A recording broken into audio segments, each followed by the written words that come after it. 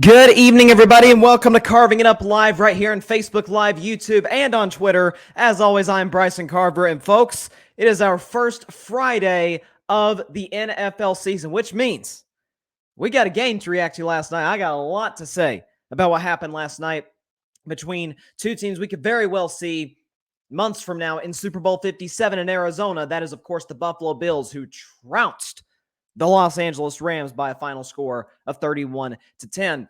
I'll talk about that, of course, start the show. I'll also discuss some news that we just got, at least at the time of this recording. The show is not live today. Sorry, I won't be able to answer your comments, but the show is it is not live. It's being recorded. Around the time that I'm recording this, we just got news out of Baltimore confirming what I think all of us knew for a few days now, or even maybe a few weeks. Lamar Jackson will not get a contract extension. He will play the last year on his rookie deal, the fifth-year option, and he will become a free agent in 2023. I'll tell you what that means for him and for the Ravens. And, of course, it is Friday after all. It is Friday. It's the NFL season. What does that mean? Predictions, baby. Sunday's games. We got 14 NFL games, all of them with the exception of maybe one, and even it's kind of interesting, are all must-see TV. That promise we will get better games than we got last night without a question. There's some intriguing matchups, contenders, on the fence teams, some teams that will not make the playoffs that I think have a chance to win this weekend and start 1-0. A ton of stuff to talk about today. But I got to start with last night's game between the Buffalo Bills and the Los Angeles Rams. Can I tell you what my number one takeaway was? Probably midway through the fourth quarter when Josh Allen threw that long touchdown to Stephon Diggs and, pretty much blew the game open, made it 31-10, and that was, of course, the final score. You know what my final takeaway was? At no point in that football game did Buffalo look uncomfortable. They turned the ball over 4 times, right? Josh Allen threw 2 interceptions. The first one wasn't his fault. Second one just was a little off. It happens. Quarterbacks miss on those type of throws. Okay, so he's got those 2 picks. You got the 2 fumbles. He had two fumbles in, seemingly 2 minutes in that second quarter. And so, but it's still, at no point did the Buffalo Bills feel like, we may really lose this game. I felt like the Rams' best opportunity to win last night. So when they got the ball at midfield, they're down 10-7. They have a chance, possibly, who knows, to go in, score a touchdown, take the lead. Because then at that point, Sean McVay is telling his guys in the locker room, hey, timeout. We've had a pretty subpar first half. And we're up, 4 points, assuming, they score a touchdown, make the extra point. We're up 14-10. We're up 4 points. Okay, and then in Buffalo's locker room, they're like, man, we came out with energy. We had a beautiful bootleg play on that 3rd and inches play, early in the game on their first drive for that touchdown, right? We're feeling good about ourselves. Josh Allen looks great. He starts 10 for his first 10. We're running the football. We're getting pressure on Matt Stafford, and we're down. So it would have been a whole different feel coming into that second half, whereas instead, the Bills' defense was able to stop the Rams. Once they got in the field goal range, LA kicked the field goal, and it went in tied at the locker room, tied at the half 10-10. And, of course, Buffalo ran away from it from there. But what I will say in terms of the Rams' comfort or lack thereof, there's a big question. Oh, is this a warning sign for the Rams this season? Is this the proverbial Super Bowl slump? And I've always said the Super Bowl slump, if you look at history, actually is much more prevalent in the losing team in the Super Bowl as opposed to the winning team. Now, we haven't had a back-to-back champ in almost 20 years. It's the longest drought in NFL history without a back-to-back Super Bowl champion. And obviously, the Rams have an opportunity to do that this year. But here's a reason I am concerned and why I'm not concerned. Let's start with the positive if you're a Rams fan today. The positive is you probably are not going to play another team that good this year, okay? The NFC is not great. We know about the NFC West. The Niners have a stacked roster. Arizona, I do not believe the Cardinals will make the playoffs, as I said last night on the show. But I do think, listen, we're talking about Kyler Murray, okay? DeAndre Hopkins will be back after 6 games. They do have some playmakers on the defensive side of the football, particularly in their front 7, right? Arizona has some playmakers. Seattle's awful. Rest of the NFC, what are we talking about? Dallas has multiple question marks. Tampa has their biggest holes in their offensive line. Green Bay, give me a break. Like Minnesota a lot, but I don't really trust Kirk Cousins in the playoffs, assuming Minnesota gets there. The Rams are not going to play a team as good as Buffalo this year. They're not. Chargers are going to be good. Denver, you heard my prediction yesterday. I got the Broncos winning it all this year. They're going to play the Broncos this year. The Raiders and the Chiefs, they will not play a team this year that is as good as Buffalo Bills. I mean, the fact, Buffalo, part of the reason I picked the Rams last night was the fact that Buffalo was missing their best corner, Tre'Davious White, right? Pro Bowl level player. He's still recovering from that ACL injury from a year ago. I'm thinking, oh man, what are they going to do to stop Cooper Kupp, right? And even if they stop Cooper Kupp, what are they going to do to stop Allen Robinson? Okay, and all the other weapons, Higbee. They love to. Sean McVay loves to use Tyler Higbee on that screen pass. Okay, Cooper Kupp had a big night, right? Had double-digit catches, right? Yeah, 13 catches, $128 and a touchdown.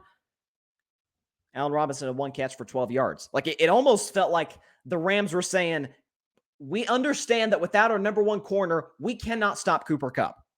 So he's going to get his. Nobody else is going to get theirs. Second leading receivers for the Rams, Tyler Higbee, had 39 yards. That's almost a 100-yard gap between Kupp and Higbee. Right? Stafford, we understand he had the 3 interceptions. And I've always said this about Matthew Stafford, who, by the way, had a QBR 0 to 100 of 20 and a passer rating of 63. Matthew Stafford did not play well last night. The thing that I've always said about Matthew Stafford is that for every, and I tweeted this last night, for every wow play he makes, some no-look passes, which we saw a couple no-look passes not go terribly well for him last night. For every no-look pass, for every, man, did you see him fit that ball in there? He had a great throw down the seam to Cooper Kupp down the left sideline in the game. For every one of those throws, he makes the heck were you doing, Matt? Right? He missed Kupp, wide open over the middle a couple of times. He had the one interception where he threw the ball way, way behind Tyler Higbee. That's the thing. The consistency is not always there. I've joked on this show, a sort of half truth, half lie. There's some truth in jokes that you can take the quarterback out of Detroit, but you can't take the Detroit out of the quarterback. It felt a little bit that way last night, but it is not a cause for panic if you're the Los Angeles Rams. You're not going to play a team as good as that the rest of the season. Here is the concern, though, and we knew this coming in for the Rams. As great as that roster is, and it is great, they added Bobby Wagner, right? They added Allen Robinson, who will certainly have a bigger impact, later in the season than he did last night with only 12 yards. That offensive line's average. It's average. Some of that is that the Buffalo Bills defensive line had a field day. And we always talk about this, what is the sign of a truly great defense, a truly great pass rush, is when you can get pressure consistently rushing 4. I probably saw the Bills blitz 5 times last night on passing plays. That's not an exact number, but it felt like every single time that the Bills got pressure, it was either Von Miller just abusing LA's left tackle, who, has to fill some pretty big shoes, quite literally, in that of Andrew Whitworth, right? Having to replace him. Yeah, that offensive line has had some injuries. It's not a particularly deep unit for them. So that is going to be a cause for concern in the future. I have no doubt Sean McVay will make the proper adjustments moving forward. But that is a concern moving forward for the Rams. And they play, part of the reason that they've struggled for years against the 49ers, keep in mind, San Francisco's won 6 of their last 7 against the Rams. The Niners have one of the 2 or 3 best pass rushers in the NFL. Rams have in years past, a good offensive line, but it never necessarily blew you away. Like it's the one unit on the Rams that has gotten progressively worse since Sean McVay's arrival. Some of that's injuries, some of that's guys leaving in free agency, some of that is guys like Andrew Whitworth retiring. So that's going to be, would I be shocked if the Rams make a trade at the line to go get a left tackle, to go get, a right guard? No, wouldn't shock me at all. So that's the only reason that, I have a little bit concerned for the Rams moving forward. Now, with that said, they play the Atlanta Falcons at home in week 2. They'll be fine. They'll win that game easily. They'll come out with something to prove, and they'll be 1-1, 10 days from now. But as far as the Rams, this is not, don't put this thing into panic mode. You just played what might be very well the best team in football right now. Okay? And I had the Bills getting to the AFC Championship game, and I said, look, if they get to the Super Bowl, that's going to shock almost nobody. But I did feel like, okay, like I saw NFL Network had their panel pick who was going to go to the Super Bowl, and every single person on that panel had the Buffalo Bills get into the Super Bowl. I was like, They're a Super Bowl contender. They might be the best team in the AFC without a doubt, but they're not the '07 Patriots. Okay, they're not the '72 Dolphins or the '70s Steelers or the '90s Cowboys. Okay, they are a great team. They have yet to win a Super Bowl to this point yet. So I feel like they were getting a little too much respect, but man, they validated it last night. And that sort of shifts me into my second topic. Something I have always appreciated about talented athletes, talented people, is when, again, you see the talent is there. You see the potential is there. But it ain't always pretty right off the bat. And that's understandable, right? Getting your feet wet into whatever business it may be. And it could be rough for the first year, 2 years even. It's why I have so much admiration for Josh Allen. Because he came into the NFL, we knew, big, strong. You saw some of it last night, right? Big, strong athlete, 6'5", 6'6", probably 240, 50 pounds. I mean, just big dude, can run around. He's got a massive arm. I mean, today, to me, folks, I think Josh Allen has the best arm in the NFL. I mean, some of those sidearm throws, man, the way he gets that ball out quickly, it's beautiful to watch. It's awesome. Okay, super talented athlete. He's got the arm. He's not terribly accurate, and the consistency is it's fine. You wish it could be a little better, right? And we know his rookie year, he completed like 52% of his passes. He had one big game against the Vikings. I think it might have been his first start. He like leaped over a linebacker. We're like, wow, look at this guy, right? But the majority of his rookie season was like, God, this is, I don't know. This kid might be a bust. I don't think he's going to work out. Because usually I've heard Troy Aikman, the Hall of Famer Troy Aikman, say numerous times that accuracy is usually not something that you just learn. You either are or you aren't to a certain degree. Like some are more accurate than others. Not everybody is Drew Brees or Tom Brady in that department, right? But you sort of have like middle of the pack guys in terms of accuracy. And then some guys, they just struggle with it. Guys like, Cam Newton. Cam Newton, that was the problem his whole career. For as talented as he was never a great, accurate distributor of the football. That was sort of the case with Josh Allen, but he improved it. He went his completion percentage went up to about 59, 60%. Okay, so you saw improvement. And the Bills went from a non-playoff team to a playoff team. And then in 2020, Josh Allen raised his completion percentage from the high 50s to the high 60s, comes in second for MVP, and leads the Bills to the AFC Championship game. And then last year, while the Bills failed to reach the AFC Championship game, Josh Allen had the greatest passer rating in a single postseason in NFL history. So you see the constant improvement year to year to year. That's what you want to see in a franchise quarterback. That's what I've always respected about Josh Allen. And so that's sort of the scary part. He's probably not even in his prime yet. This is year 5 for him. He's going to have Sundays where he has some stinkers. I mean, he had a couple games last year. He had a game against Atlanta where I'm like, who's this imposter wearing number 17 for the Bills? Josh Allen, forget what time the game was. Like, where is he? He'll have those games occasionally because when you are that physically gifted, it happens. But what you saw to me last night was a stark contrast in how the league is moving. You see Matthew Stafford, who, number 1 overall pick in 2009. He was the number 1 player in high school when he came out. And obviously, number 1 quarterback, number 1 player coming out of the University of Georgia, being drafted number 1 overall by the Lions in 2009. Matthew Stafford was the prototypical, that is what you want a quarterback to be, right? It's pretty accurate, big arm, moves well in the pocket, coachable, good leader. The new generation, and I alluded to this a little bit when Josh Allen and Mahomes played in the playoffs last year. I talked about this a little bit. Josh Allen is, I'm not sure he's the face necessarily of it, because we got to give respect to Pat Mahomes where it's due, but Josh Allen is certainly one of the faces of this new generation of quarterbacks, where they have everything that guys in the past like Matthew Stafford had, or have. He's still playing, obviously. But they have that extra dimension. Josh Allen can flat out take off with the football and run. Now, There's a little bit, I was talking to a buddy of mine last night. There's a little bit of a risk reward to that. He's a very physical runner. Yeah, there was a play after the Rams, or I'm sorry, yeah, after the Bills got the third interception from Matthew Stafford, right? They're up 21 points. There's 5 minutes left. The game's over. At this point, you're just trying to bleed as much clock as possible, if not bleed it all the way out. And Josh Allen's taking the football, and he's going shoulder first, head first, and a defensive player just like, oh, whoa. Dial it back a little bit. But that's sort of the risk reward, because you don't want him to be too cautious, because then you won't be able to see his great running ability, and he won't be as aggressive of a player.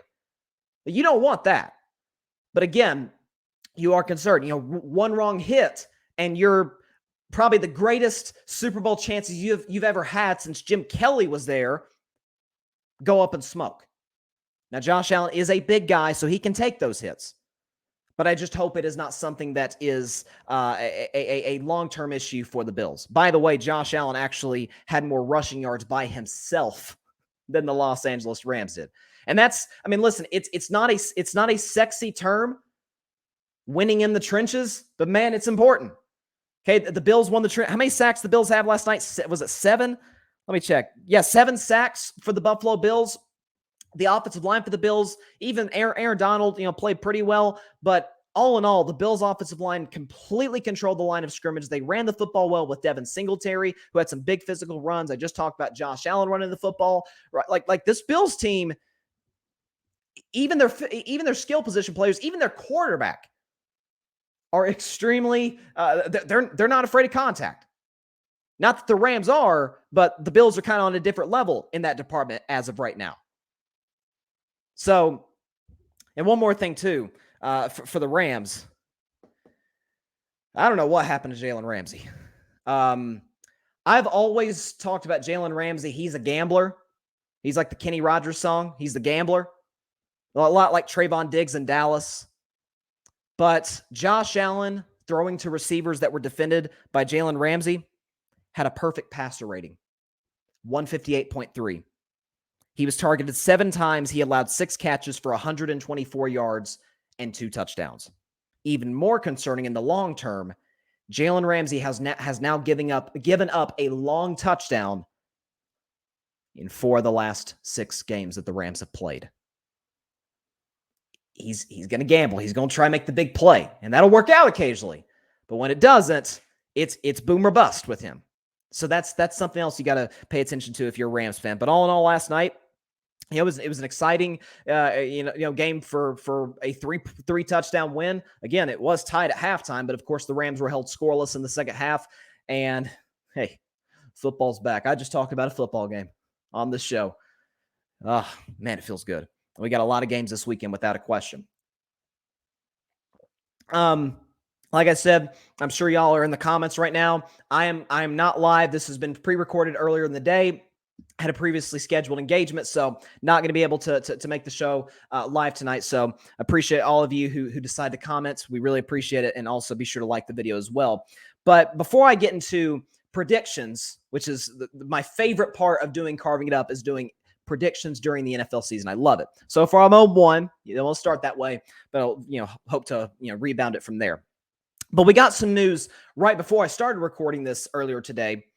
That's and I don't think it's really much of a surprise to anybody that Lamar Jackson will play the last year of his rookie contract and will be a free agent next spring. So 5th-year option. He's not going to get that big deal that he was looking for. Reportedly, he was looking for somewhere in the area of Deshaun Watson money.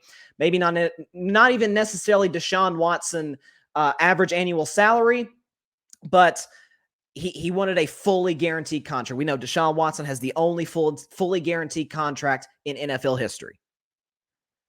And so the Ravens just came out with a statement. Eric DaCosta, who's their general manager, said, despite best efforts on both sides, we were unable to reach a contract extension with Lamar Jackson. We greatly appreciate how he has handled this process, and we are excited about our team with Lamar leading the way. We will continue to work towards a long-term contract after the season, but for now, we are looking forward to a successful 2022 campaign. So Lamar Jackson is going to play this year in the last year of his rookie deal without a long-term contract. First of all, and this is how I'm, especially with quarterbacks, because we know quarterback money is different. Unless you're Aaron Donald, you have no chance to make what quarterbacks make if you play any other position. And at least what the great quarterbacks make. So I'm holding my breath at this point because Lamar Jackson could be a serious injury away from all that money going up in smoke, or even a chance to make that money in the future all going up in smoke. And people say, well, what about Dak Prescott? Right? That's a unique situation because the Cowboys, I think, were considering moving on from Dak Prescott. We had heard reports that they considered tanking for Trevor Lawrence that year because Trevor Lawrence was coming out of the draft that year. But then the Cowboys went into a free fall and they're like, okay, maybe we will have a shot at Trevor Lawrence. And then they won 3 straight games at the end of the year, finished 6-10, missed the playoffs. And we're like, man, we had Dak. We had the best offensive league. Well, guess we don't really have much of a choice, do we? And Dak got his money. And my argument was similar for Lamar Jackson in terms of his value to the Ravens. Now, we all know the Baltimore Ravens are a very, very, since their inception in the 90s, very well-run football team. Okay, Steve Bisciotti, the owner, has done a tremendous job in Baltimore, right? We know what Ozzie Newsome did as their general manager and president of football operations for years before he retired a few years ago. Eric DeCosta has done a good job since in that role. John Harbaugh has been an excellent head coach. I think he gets way too much criticism. I think both Harbaugh get too much criticism, John being one of them, of course. Okay, it's a well-run franchise. But it doesn't matter. Ask Pittsburgh. Okay, Pittsburgh's a very well-run franchise. Ask Denver. You can be as well-run as you want. You can draft well. Okay, you can have, a lot of teams have like a particular position that they seem to draft well, right? For the Steelers, it's wide receiver. For the Broncos, it's corner. For the Ravens, it's probably linebacker. If you don't have that quarterback, it's a quarterback's league, as I said all last year, and I'll say all this year. If you don't have that guy, forget about it. Forget about it. You may make the playoffs, sure. You're not going on any championship runs. The Ravens had everything possible go against them in the injury department a year ago. Before the season even started, they lost 2 of their top corners to season-ending injury. They lost multiple running backs, and it's a running football team, due to season-ending injury. And yet and still, mid-November, 2 months to go in the regular season, Lamar Jackson had led the Ravens to the best record in the AFC. And then Lamar goes down.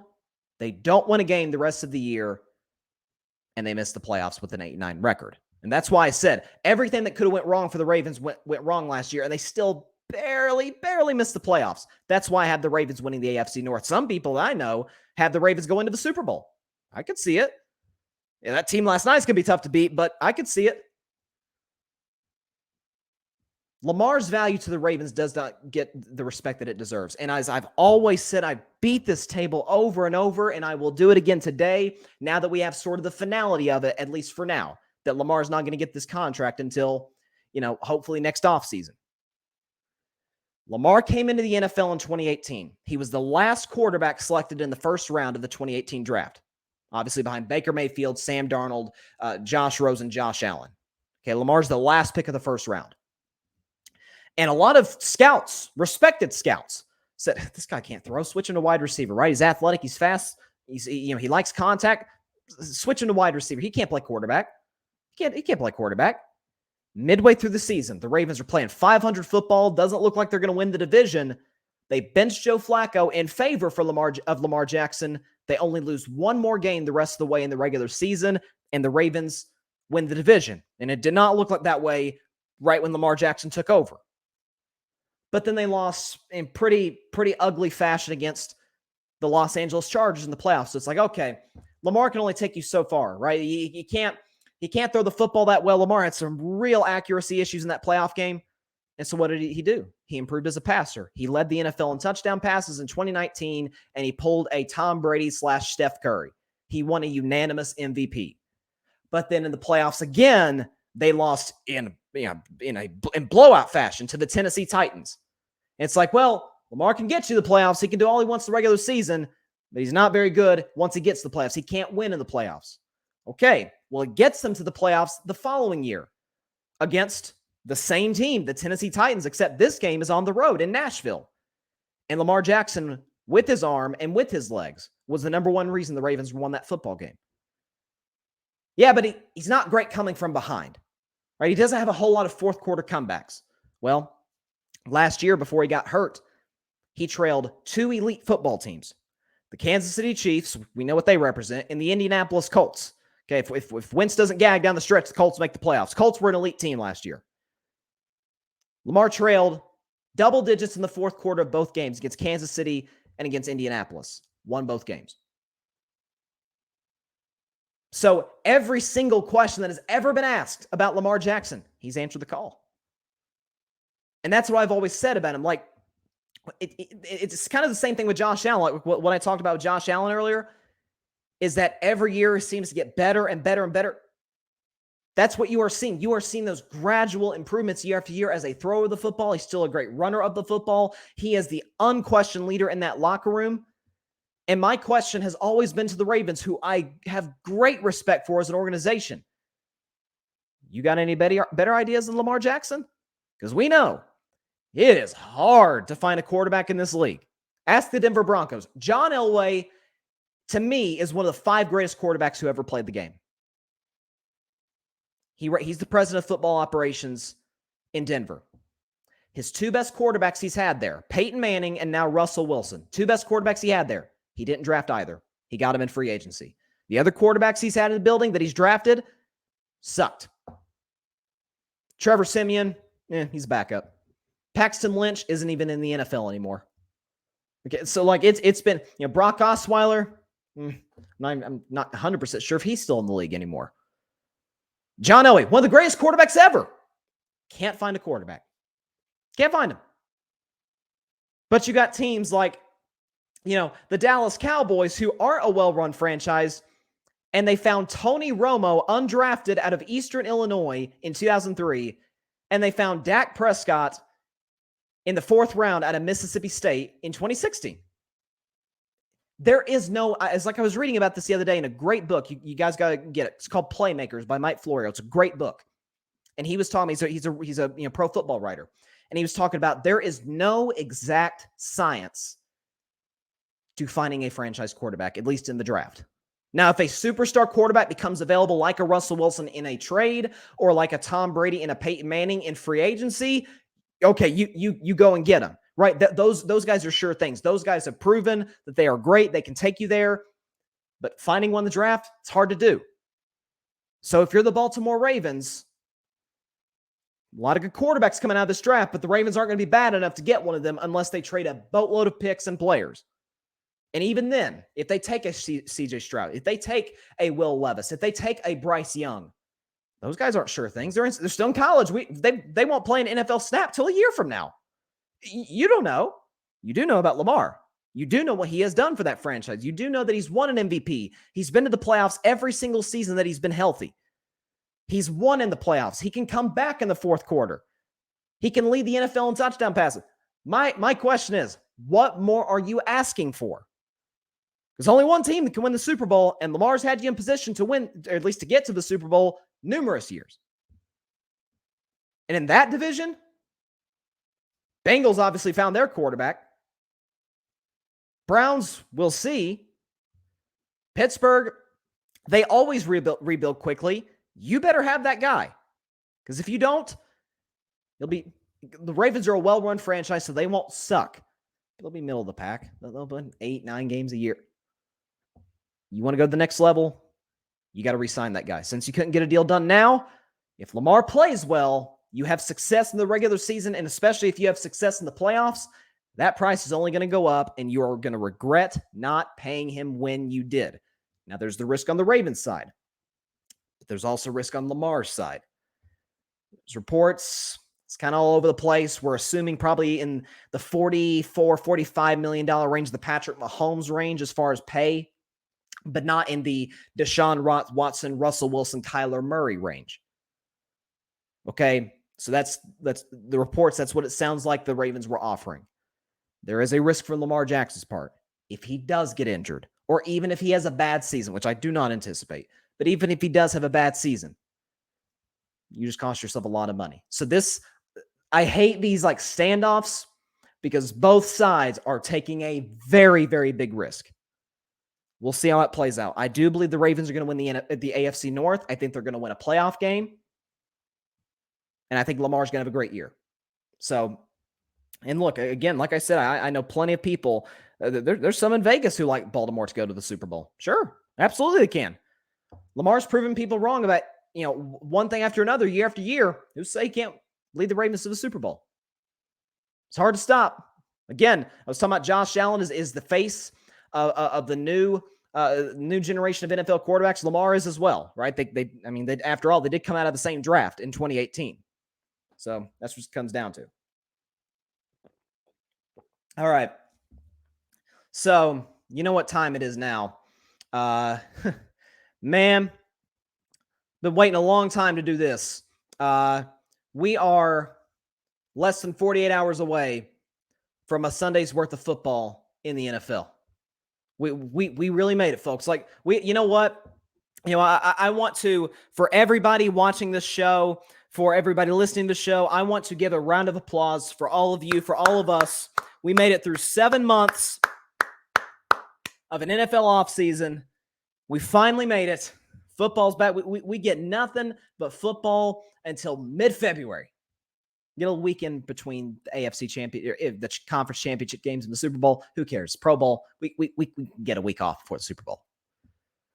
But for how many weeks? See, it's 18-week seasons. So for 21 straight weeks and 22 out of 23 weeks, we got football. So without further ado, here we go. It is time to make NFL predictions starting right now. All right. We're going to start with the divisional matchup between the New Orleans Saints and the Atlanta Falcons. The Saints in this game are favored -5.5 on the road. It's actually pretty historic week 1 because if you include last night, this is the most underdogs that we've ever had, home underdogs that we've ever had in week 1 of the NFL season. We have 10. So 10 of the 16 games, the home team is the underdog, including last night. And, last night I think you saw why. This is one of those situations. Now, this is not surprising at all. The Atlanta Falcons are in a complete rebuild right now.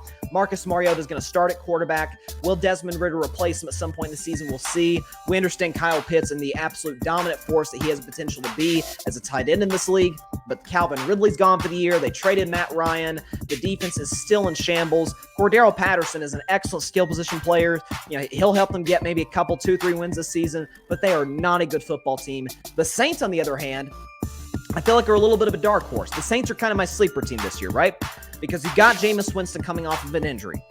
Sean Payton did retire, I think, for a year. He'll be back in coaching next year. But he retired from the Saints, if you will. And so you have Dennis Allen, who had a bad 10 years as head coach of the Oakland Raiders. But I've always said this about Dennis Allen. First of all, a lot of coaches have bad tenures with the Oakland Raiders because they're the Raiders. They're not a well-run franchise. Okay? The Saints are. And Dennis Allen has been one of the great defensive minds that we have in the NFL. And the Saints are going to be one of the best defenses in football yet again this season. That defensive line with guys like Cameron Jordan and Marcus Davenport, those guys are ballers up front. Those guys are a handful. Okay, you have Marshawn Lattimore in the secondary. They did lose Marcus Williams in free agency in the back end, but they will be just fine. Demario Davis is one of the premier linebackers in football. Just because this is a divisional game in week 1, and it is on the road in Atlanta, and these two teams tend to play close games. Atlanta actually beat New Orleans on the road last season. I think this is going to be close. I'm actually going to say Falcons +5.5. However, I do have the Saints winning outright by a final score of 26-22 over the Atlanta Falcons. Moving on now to another divisional matchup between the Pittsburgh Steelers and the Cincinnati Bengals. Now, we've been questioning for weeks who's going to be the starting quarterback for the Steelers. Is it going to be the veteran Trubisky, or is it going to be the kid, Kenny Pickett, who's not much of a kid? He's the age of a lot of guys who are in their third year in the NFL. Okay, so he's an older rookie. He's 23 years old. And the Steelers, Mike Tomlin decided, we're going to play it safe. We're going to go with the experienced guy. We're going to go with Mitchell Trubisky in week 1. Now, the Steelers have the problem that the Rams had last night, except more so. Their offensive line is not good at all. It is the weakness of their team. Okay, that's the receiving unit. Deontay Johnson, to me, a guy who could easily win Rookie of the Year this season in George Pickens, second-round pick out of Georgia. Crazy underrated. I saw the kid play in college. He's outstanding, right? The Steelers always pick receivers well. He'll be yet another great pick for them. Okay, so you have the receivers on the outside. You have Najee Harris, who had a great rookie year last year in the backfield. Defensively, you still have playmakers, Cam Hayward. You still have guys like Minka Fitzpatrick in the back end of the secondary. Pittsburgh's TJ Watt's the defensive player of the year. Pittsburgh's going to be great defensively. And they got playmakers offensively. But going to Cincinnati, where, by the way, the Bengals are favored -6.5. The defending AFC champs, they're coming in motivated this season, trying to get back to the Super Bowl. We know a team has not lost the Super Bowl and went back outside of the New England Patriots in a very, very long time. So the Bengals are going to kind of look to break that streak a little bit. I think this is also sort of a nip and tuck ball game for a while. Again, 6.5 feels like a little much for this game, but I will still take the Cincinnati Bengals to win this football game by a final score of 28-20. As many weapons as Pittsburgh has, Cincinnati has more, and obviously you trust Joe Burrow more than you trust Mitch Trubisky. So I think the Bengals will start the season 1-0 and win 28-20. Moving on to another home underdog. San Francisco 49ers go to Chicago to play a team that I think is going to be one of the worst in football, and that's the Chicago Bears. The Bears don't have a whole lot going for them. They traded Khalil Mack in the offseason. They lost Allen Robinson in free agency. So Justin Fields, a second-year quarterback, his best receiver is Denzel Mims. Or not, is it Denzel Mims? No, that might have been the receiver for the Jets. I don't know. Bears got a thin receiving group. That Cole Kmet kid they have at tight end is okay. Defensively, you've got Roquan Smith, who doesn't even want to be there. He asked for a trade during the preseason. Not a whole lot going the Chicago Bears' way. Even being at home, you got the Niners coming into town, and the number one story, without a question, in this game is my man, Trey Lance. Y'all know I loved him. I said he would have the best career. He wouldn't be the best quarterback, but he would have the best career of all the quarterbacks from the 2021 QB class.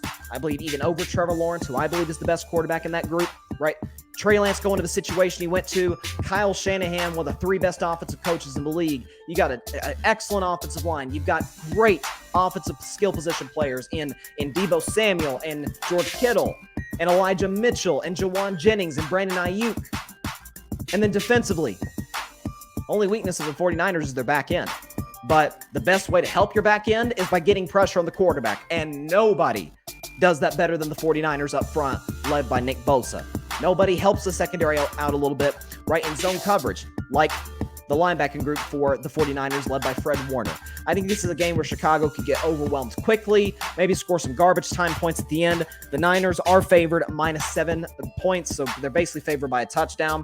I believe San Francisco will cover the spread. I think Trey Lance will play well. He's not going to blow anybody's socks off, but he's going to play well in his first start as the franchise quarterback for the 49ers and win 31-16. Now it is time to but to bring out, for the first time this season, my upset of the week. And it is going to be the Detroit Lions beating the Philadelphia Eagles by a final score of 24-23. Of course, the Eagles are 4-point favorites in this game. I'm taking Detroit to win this game, and here's why. We understand the expectations for Philadelphia coming into the season. We understand the fact that, Jalen Hurts, this is a big year for him, year 3. He has a chance to possibly get paid next year, get a contract extension if he plays well. Philadelphia got better in the offseason. Devontae Smith, we know what he did last year's rookie year, but now he's the second best receiver on the Eagles roster with the addition of A.J. Brown.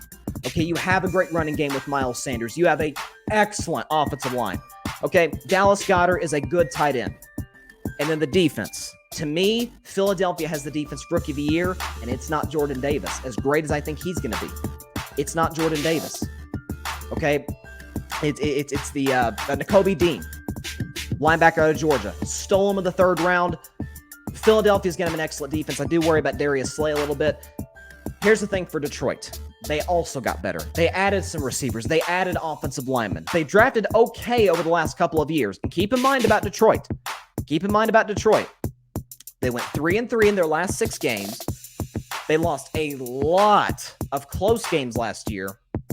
So having that experience, Jared Goff in year 2, again, he was never as good as people said he was in Los Angeles, but coming in this situation, Detroit, he's steady. He gives a sense of calm, a sense of presence for the Detroit Lions, and I think on Sunday it's going to be a lot of this. Kneecap, kneecap, kneecap, kneecap. Everybody's going to get a kneecap for the Detroit Lions on Sunday afternoon. They will upset the Philadelphia Eagles by a final score of 24-23. Moving on to this one. This was almost my If I Were a Bettin Man segment. It was this close, but I decided against it. The New England Patriots going to Miami to take on the Dolphins. Again, we got another divisional matchup. Miami is a 3.5-point favorite in this game, and I think this could get ugly quickly as well. I'm not as big on Tua as a lot of other people are. I haven't seen much through the first couple of years of his career, but he gets a new offensive coach in Mike McDaniel, right? They have the pieces around him that they added. Jalen Waddle had a great rookie year last year. You bring in Tyreek Hill, who's one of the premier receivers in football, certainly one of the premier deep ball threats in NFL history, in my opinion. You have Mike Gesicki, who's a crazy underrated tight end. You added Raheem Mostert, who's a good running back when healthy. You added Teron Armstead at left tackle to help Tua out in that department, right? So they added Cedric Wilson. So they're giving Tua the keys to the car. We are giving you everything. We're giving you all the toys, right? You got to make this happen in year 3, which is, I always say, is the Bill Parcells year. If you don't prove it by year 3, you're not that guy. And the Dolphins this year, once again, will have an excellent defense. The Patriots, on the other hand, have nothing going for them. Nothing. They have a good defensive line, and that's about it. Okay? Mac Jones, you knew. You know what I believe about Mac Jones. Okay, I don't think he's going to have the worst career of the quarterbacks in the 2021 class. That's probably going to end up being Zach Wilson or Justin Fields. But he is the least talented of that group, without a shadow of a doubt. Okay, everything that you want your quarterback to be in 2022 in terms of his raw physical ability, Mac Jones has none of it. He's tall, but he has an average arm. He's not very mobile. He doesn't move that great in the pocket. He's smart, but that can only take you so far. Right? There's plenty of smart backups in the NFL. And it's not like they're doing Mac Jones any favors either. Okay, N'Keal Harry, who was a bust from a few years ago, they traded him to Chicago. So now your best receivers are Devontae Parker, Kendrick Bourne, and Jacoby Myers. That doesn't exactly sound like a threat to other defenses, a threat to other secondaries, if you will. And to make matters worse, they have a defensive coordinator and a special teams coordinator being the offensive coordinator. You tell me where that makes sense. Okay, Belichick is 1 game over 500 without Tom Brady since Brady left for the Tampa Bay Buccaneers. This is going to be a rough year for the New England Patriots. They are going to win 7 games at best. I've got the Miami Dolphins winning this game and covering the 3.5-point spread pretty easily, 34-16. That's something else for New England, right? Their secondary is not good. They just lost J.C. Jackson in free agency. Guys like Patrick Chung have retired. Again, New England will have a good defensive line. Their defense won't be terrible because Bill Belichick is coaching them. He's probably the greatest defensive coach of all time. But there's only so far you can go with lack of talent at the important positions in the NFL, and New England's not really good at any of them. So I think Miami will win this game easily, 34-16. Moving on now to a game that I think could get ugly as well quickly. A guy we just talked about, Lamar Jackson, who leads the Ravens into MetLife Stadium in New Jersey to take on the New York Jets. Of course, as we all know, Zach Wilson will not be playing in week 1. He probably won't be available until week 4 or 5 with that knee injury, which thankfully was not as serious as it initially looks like. Robert Saleh, year 2 as a head coach. He's a defensive coach. The Jets drafted some really good defensive players, right? They drafted Sauce Gardner. They took that other kid, forgot his name. He was a defensive lineman in the top 10 of the draft. They stole him late in the first round. The Jets had a very, very good draft, right? They added some skill position players to the outside. The Jets have talent. But I'm starting to buy out of Robert Saleh a little bit. I thought he would be the guy in New York. Again, this is year 2. We'll see what happens. But even in an AFC East, which isn't very good, you got the Bills, who are on a different level. New England is on a good day average, and Miami is excellent, but very, very average quarterback. even in that division, I don't think the Jets are going to go very far this year. They feel like a 4-win team once again this year, especially without Zach Wilson for the first few weeks. It's Joe Flacco. I know people are calling this the Joe Flacco revenge games because he's playing his old team. He's playing the quarterback who he got benched for. The Jets just don't have the players the Ravens have. The Jets certainly don't have a guy at the quarterback position that the Ravens have. And so the Ravens, who are in this game favored by a touchdown, -7, I think they will cover that spread easily, and they will win this game by a final score of 38-17. Moving on now to what is kind of an intriguing game. You got the Jacksonville Jaguars coming into our nation's capital. Well, not really. It's in Landover. The stadium is in Landover. Playing for the first time, the Washington Commanders. Washington is favored in this game -2.5. So again, we know the home team gets 3 points. So Vegas isn't that confident Washington is going to win. Okay? You've got Trevor Lawrence going into year 2. We know he had a miserable rookie year, tied with Matt Stafford to lead the league in interceptions. We know about all the Urban Meyer drama since the second that man stepped in Jacksonville to the second that man got fired in the middle of the night, literally. It was a disaster all the way through. Jacksonville was so bad that they won the last game of the season, and they still had the number 1 pick in the draft. They added pieces in free agency in the draft. They added Christian Kirk, right? They added some guys to help that offensive line a little bit. Right, you've got Travis Etienne and James Robinson, who's one of the better running back duos in the NFL. Look for them to really have, be good for you in fantasy. And finally, for Trevor Lawrence, you bring a guy who is actually, qualified to be an NFL head coach, and that's Doug Peterson. Doug Peterson, I always say, people criticize him for how bad it was in Philadelphia his last year. I've always defended Doug Peterson. He had Carson Wentz, who had his worst year of his career, and he had a rookie Jalen Hurts, who I'm not that high on. Now he gets one of the greatest quarterback talents we've ever seen come into the NFL. This man won a Super Bowl with Nick Foles. Okay? Now, Jacksonville's not going to a Super Bowl anytime soon, but Jacksonville, this team, to me, this is the team that is an absolute lock this year in Vegas to double their wins. They won 3 games last year. I think they'll win 6 this year and be very, very competitive in most of their losses. And so I almost took Jacksonville to win this football game. I will say, if I were a betting man later, but if I were a betting man, I would take Washington plus 2.5. But I will say the Commanders will win this game 26-24. Okay, so I'm sorry, I'd take the Jaguars plus 2.5. The Commanders will not cover the spread. They will win this game by a final score of 26-24. So we debuted upset of the week in 2020. That's a pretty generic thing, right? We understand what that is. I just did it earlier. Eagles, Lions. We debuted upset of the week in 2020. And then last year we debuted my personal favorite segment on Carving It Up, If I Were a Betting Man. This year, I decided to add a third one. I was like, okay, what could this be? And I looked at past prediction shows that I had done, and I'm like, you know what? There's always that one game that I predict that I'm not that confident in at all. Like I'm sort of like wincing as I watch the fourth quarter of this game to see if I'm right or not. So what we're gonna call it is Bryson's Bleak Bet. Bryson's Bleak Bet, BBB, Big Baller Brand, like LeVar Ball. BBB, Bryson's Bleak Bet.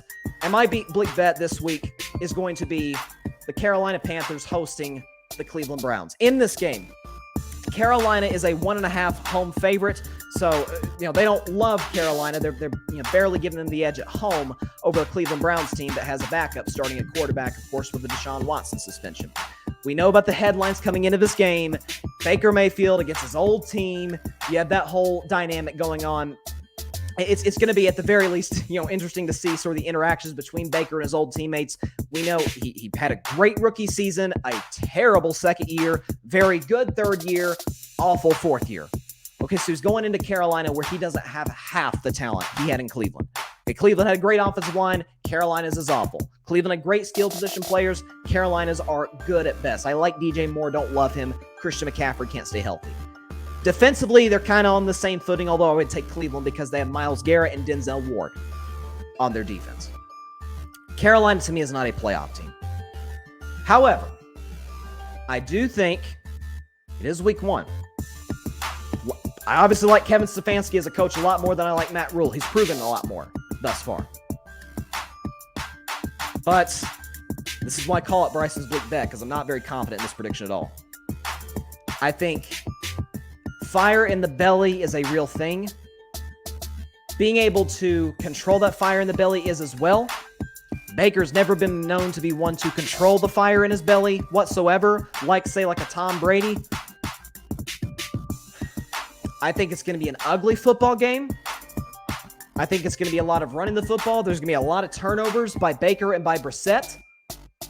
But when it's all said and done, for Bryson's bleak bet, the first ever game that I'm doing this segment, I believe the Carolina Panthers will win on Sunday by a final score of 22-19. So they will cover the spread. Again, I am not in the slightest bit confident about this pick, but I will take the Panthers to win, and Baker will get at least short-term revenge, or maybe even long-term. This is Cleveland we're talking about after all. And he will beat them. He will lead the Panthers to a win over the Browns, 22-19. Moving on to, to me, one of the more sort of snooze fest type games. It is a divisional game. It is yet another home underdog because you've got the Indianapolis Colts coming into Houston to play the Texans. We know Texans with a new coach, Lovie Smith. Lovie Smith's last tenure in Tampa Bay didn't go very well at all. It kind of ended a little rocky in Chicago as well before that. You have Davis Mills, who I said coming into the 2021 draft, I like Davis Mills more than I like Mac Jones. And I think thus far, he has proven to me more than Mac Jones has proven in terms of as a thrower of the football, as a guy who's good in the pocket, can move a little bit, big, strong quarterback. Houston has some weapons. We understand their offensive line is middle of the pack to average. Their defense is kind of in that same group. It's not very good. But sort of the same logic that I'm using for this game is what I used for the Saints-Atlanta game earlier. It's week 1. A lot of these guys didn't play in the preseason. Matt Ryan is an older quarterback, right? So I'm sure he got a lot of off days, things of that nature. And the good part of that is the chance of you getting hurt, plummets, especially in the preseason. The bad side of it is you have a lot of rust. We saw a little bit of rust last night with the Bills and with the Rams, particularly with the Rams. I think we could see that a little bit. I think this game will end up being closer than people anticipate in a game that the Colts are favored at -7 on the road over the Houston Texans. I think they will win this game by 7, get right at that line, 28-21. Again, Houston was competitive in a few of their games at the end of last year. I didn't think after 1 year they should have fired their coach, even if he wasn't necessarily the long-term answer. I don't think Lovie Smith's the long-term answer either. But with that said, I will take the Colts to win 28-21 over the Houston Texans. Going to the afternoon window now, right? We got 4 afternoon games. New York Giants going on the road to take on the Tennessee Titans. Tennessee is favored at -5.5. We know not a whole lot has gone right for the Giants. Since 2017, they have started every single season 0-1. Okay, so I believe since 2017, they haven't had a winning record. So in the last 5 years, the Giants have not at any point had a winning record. They have not won more games than they have lost. So Daniel Jones going into year 4, I think we know by this point, he's not the long-term answer for the Giants. I really liked the hiring of Brian Dable, considering how much he helped Josh Allen in Buffalo. But coming into a situation in New York where you've got Saquon Barkley, who's dealt with injuries, a failing offensive line, Daniel Jones is clearly not the long-term answer. Kenny Golladay is one of the worst free agent signings in the last few years. They've got that kid out of Florida last year that they drafted who's really, really talented. He struggled to stay healthy. Tony, he struggled to stay healthy. Defensively, they added Kayvon Thibodeau in the draft, who is a baller out of college, right? He's going to be injured to start the season. Giants have some playmakers defensively. They'll keep them in some games, but I am not high at all on the Giants this season. Tennessee, on the other hand, I believe because of how stacked the AFC is, I think Tennessee's going to win 10 games and miss the playoffs. Part of that is because I don't trust Ryan Tannehill long-term. I think for Tennessee, they're going to recognize about mid-season, this probably isn't a team that we're going to try and make a run with. This probably isn't going to be a team that is going to compete for any Super Bowls. Mike Vrabel has the ultimate job security. He's fine. He's not going anywhere, right? And so you have a situation where you can replace, and I believe they will replace Ryan Tannehill with Malik Willis. this season at quarterback. So with that said, I think the Titans are going to win this football game on the back of Derrick Henry and their defense winning and covering the 5.5-point spread, 29-14 over the New York Giants. Now, I've missed saying this for a while. Now, it is time for... We're a betting man. If I were a betting man, I'm looking at yet another divisional matchup with yet another home underdog. You've got the Green Bay Packers taking on the Minnesota Vikings at US Bank Stadium in Minneapolis. Now, we understand about Green Bay. Allen Lazard is out for week 1. David Bakhtiari, will he play? Will he not play? He's still dealing with some injuries. So Aaron Rodgers' top receivers are going to be Randall Cobb, Sammy Watkins, and Amari Rodgers. Not exactly Devontae Adams, who they, of course, traded during the offseason to the Las Vegas Raiders. Green Bay's defense is going to be excellent. Jair Alexander, one of the premier corners in this league. Right? They still have Preston Smith, but they lost Zadarius Smith to the Vikings to help bolster that defense. You guys know I think Kevin O'Connell is going to be the coach of the year this season. I think he's going to lead the Vikings to a 12-5 record. Kirk Cousins, who, by the way, his best games always are against Green Bay. In his career, he's got a winning record against the Packers, including his days in Washington.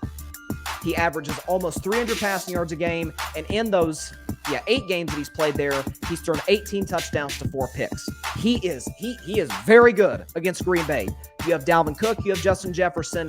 So to favor the Packers minus 1.5, I think is disrespectful. I am absolutely going Packers plus 1.5, and the Vikings win this game 28-24 over Green Bay. I cannot see a scenario where the Packers win this football game. I got the Vikings winning 28-24. It's close because it's a divisional game, and it is still Aaron Rodgers after all. Moving now to the Kansas City Chiefs taking on the Arizona Cardinals. This, I think, folks, is going to be a track meet. You got 2 quarterbacks who come from the Big 12. Patrick Mahomes, of course, went to Texas Tech. Kyler Murray, of course, went to Oklahoma. This feels like a track meet to me. This feels like a classic Big 12 type track meet game. Both secondaries are awful. Kansas City struggled at the end of the year with a healthy Honey Badger, healthy Tyrann Mathieu, who they lost in free agency to the New Orleans Saints. You've got the Arizona Cardinals, who have had numerous injuries to their secondary. They lost Chandler Jones in free agency.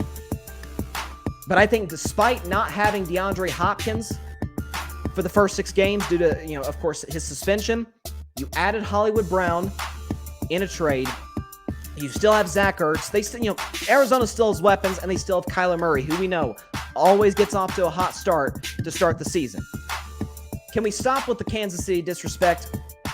There's people out there saying Kansas City's going to be last in their division. That's absurd. This Pat Mahomes is Andy Reid. They go to Arizona, who, by the way, the Chiefs are favored in this game, minus 6.5. I do believe they will cover the spread. I do believe this is going to be a track meet. Give me the Chiefs over the Cardinals. Easily the biggest score that I'm predicting thus far. 42-34. Chiefs win over the Arizona Cardinals. Should be a very, very exciting game. A lot of penalties, a lot of points. That's what it feels like it's going to be.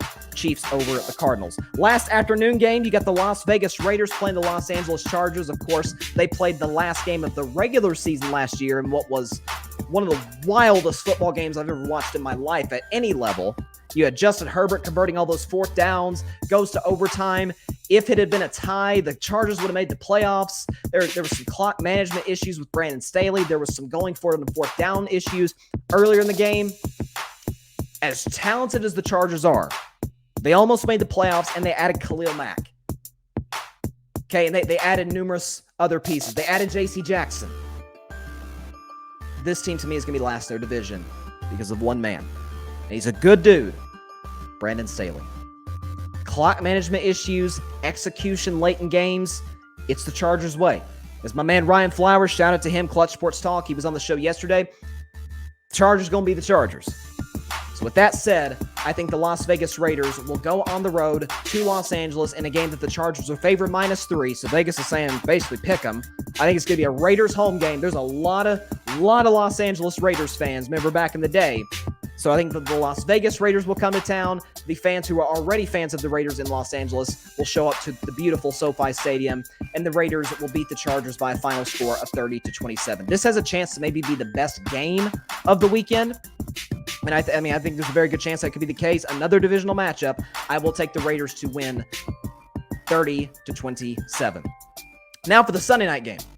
I want to stop the music real quick just to go ahead and let somebody else sort of set the tone for what this game means to both the Cowboys and to the Buccaneers. I have to believe 1 and 1 is 3.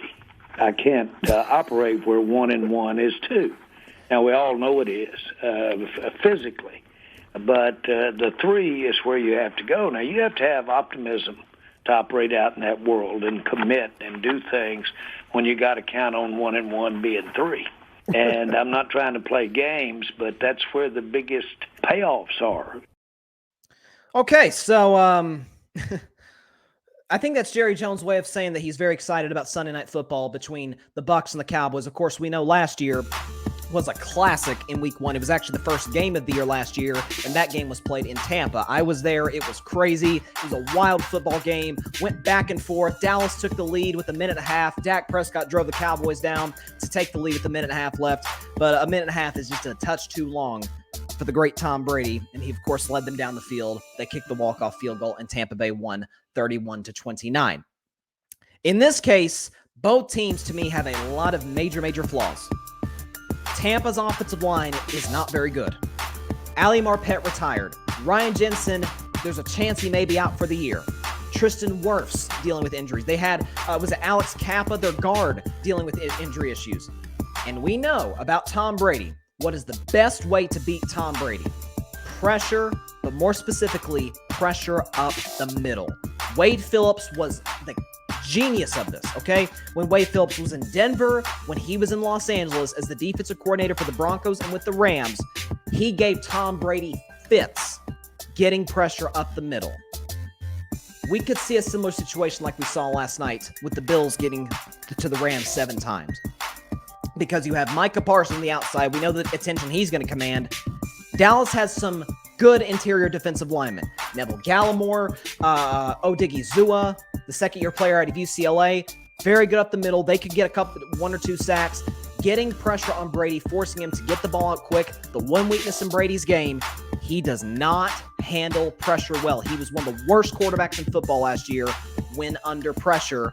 On the other hand, a guy who doesn't have a great offensive line, Dak Prescott, was the best quarterback in football under pressure. If you look at touchdown passes against the blitz, touchdown passes under pressure, completion percentage, yards, the whole bit, didn't turn the football over. That is, to me, what the game is going to come down to. I think it's going to be a little ugly. There's going to be a lot of penalties in Dallas. We know that for a fact. That's a given.